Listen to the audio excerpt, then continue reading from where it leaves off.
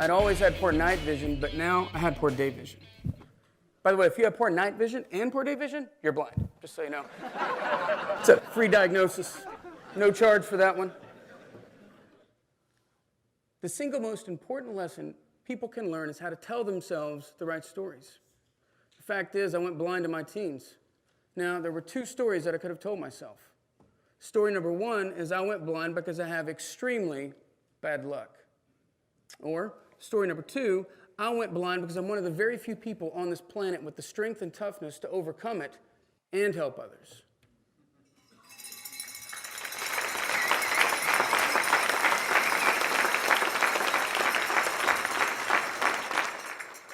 Technically, both stories are correct. Which story do you think I should live by? I went blind because I could suck it up and take it while helping others, but you don't have to go blind to use this tool. Anyone can make the decision to tell themselves a better story. You get to decide your story. The facts are far less relevant than the stories that we tell ourselves. The biggest influence in your life is you. And if both your stories are true, why not tell yourself the best one? Because at the end, we all become the stories that we tell ourselves. The hardest part about change is visualizing what greatness looks like. Now, a lot of kids had an idea of what they wanted to be when they grew up. Some kids wanted to be a fireman. Some kids wanted to be a nurse. Some kids wanted to be a teacher. To be honest with you, I did not get up there on show and tell day and announce to everybody that I wanted to be a blind guy.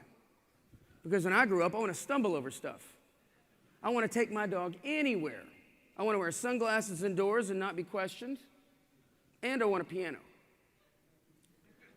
Clearly, I did not say any of that. My self-image as a young adult never factored in the circumstances of going blind. In order for change to work, whether it's a personal change we have to make to succeed or the change you have to get others to buy into, people need to be able to see themselves as successful in the change. I had to figure out how to make blind look good. Now, in my case, I had to learn how to use a computer after going blind, and I even had to learn how to write code in order to do that. And as a result, the code that I wrote is still being used by thousands of blind people for various software systems. What's your standard for you?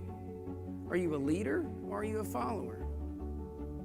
One time, a former colleague from Accenture gave me a call and told me they had a customer with a blind employee who was unable to do his job because of a problem between the customer relationship management software and the screen reading software for the blind.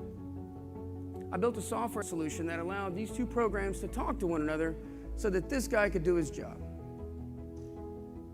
Oracle said it cannot be done, but I'd already done it.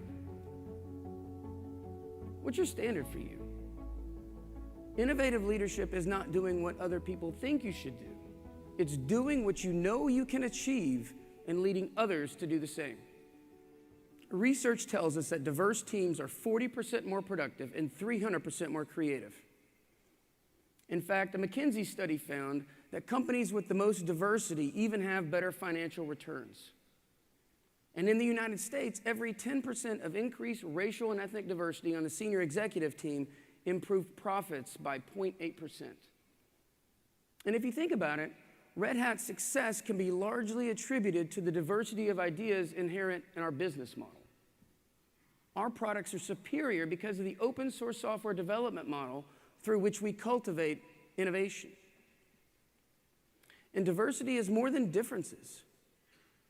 It's about creating an atmosphere where everyone feels welcomed and valued to contribute openly, honestly, and respectfully. As leaders, it's key to elicit equal engagement from everyone to realize the true value of diversity. And it's not always comfortable. And that's the point. Homogeny may create a sense of comfort, but diversity creates change, which is the engine for innovation. At Red Hat, we provide innovation for free.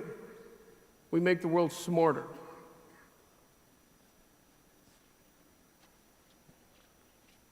We have a very interesting business model. We sell free software. And let me tell you, it's not easy selling free stuff, is it?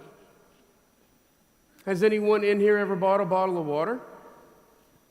I'm going to assume that most of you are raising your hands. Water's free, so why do we all pay for a bottle of water? Well, we pay because somebody goes out and locates the water and scoops it up out of a mountain spring. Or maybe it's an old rusty tap. They then sanitize that water, we hope, and cleanse it and package it in an easy-to-consume container that they deliver to our local convenience store. At Red Hat, we do the same thing but with software code. We locate and scoop up the open source code, sanitize it, and battle test it for enterprise use. We then package it and deliver it to our customers. We're able to collect all of the ideas from millions of software engineers around the world for free and make money by helping our customers keep their services running. And our customers love it. They get all the best ideas for free and pay us for the stability we bring to their technology. Just like Uber saw a blind spot in the transportation industry, Red Hat saw a blind spot in the software industry. What blind spots are holding you back? Many people are able to see the opportunity that's right in front of them, but unable to see the opportunities that lie all around them. This is often the difference between success and failure. Being able to spot the gaps between where everybody thinks the market is going and where it's actually going. Anybody can follow the crowd, but if you follow the crowd, you have to compete with the crowd. Who wants to compete with the crowd? Intense competition usually doesn't pay great margins, does it? So after having countless near-death experiences while walking and driving, facing the fact I was in the prime of my life, I was forced to embrace the concept that I would no longer be able to see. Never be able to see a sunset again. Never be able to see my wife. Never see my children. Life, as I had known it, had vanished like a dream. The vivid memory slowly floated out of my grasp as I woke up to the morning of my dark reality. Sure, I could have spent the rest of my life feeling sorry for myself, but instead I decided to adopt a new philosophy. And that philosophy is that excuses are for losers. It's hard to hear, isn't it? Excuses are for losers. How many of us spend an inordinate amount of time looking for good and even possibly legitimate reasons to fail? Even if you find a good reason to fail, how's it serving you? There may be a few legitimate reasons to fail. Maybe if you're dead, okay, that could be a legitimate reason to fail. Or maybe you feel so badly for your competition that you want to give them a chance to win. That may be another legitimate reason to fail. But who would you rather be? Somebody who found good and possibly even legitimate reasons to fail, or someone who found a way to break through your barriers? You may call it blind ambition, but I call it life. Thank you. I'm Chad Foster.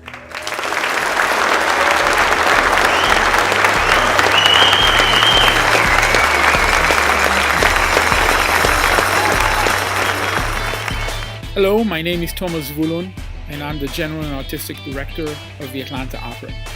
The hall erupted into applause when we finished, jumping to their feet for an instant standing ovation, as we say in the theater. In that moment, I decided to commission an opera based on Chad's life, on his challenges, because I think that there is something very universal about his story and about his approach to life.